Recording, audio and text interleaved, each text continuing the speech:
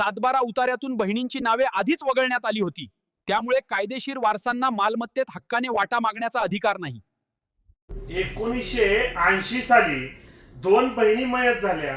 तसा त्यांचा मृत्यू दाखला 1985 साली सादर करून नावे कमी करण्यात आली. त्यानंतर 1998 साली कोर्ट आदेशानुसार जमिनीचे वाटप झाले. त्या वाटपात कोठेही त्या बहिणीच्या वारसाने हरकत नोंदवली नाही. त्यातल्या बऱ्याच जमिनीची विक्री देखील झाली, तेव्हाही कुठल्याही वारसाकडून हरकत नाही केली. पण आता जेव्हा आम्ही उर्वरित जमिनीतील काही भाग विक्रीस काढला आहे, तेव्हा हरकत दाखल केली आहे. बहिणीच्या वारसापैकी एकच वारस जिवंत आहे. हरकत ही नातवानी केली आहे, तर त्या हरकती ग्राह्य ठरते का, असा प्रश्न आपल्याला आपल्या सोशल मीडिया प्लॅटफॉर्मवर विचारण्यात आलेला आहे. तर मित्रांनो, या प्रश्नामध्ये आपल्याला 3 भाग करावे लागतील. पहिला भाग म्हणजे मिळकतीचं स्टेटस,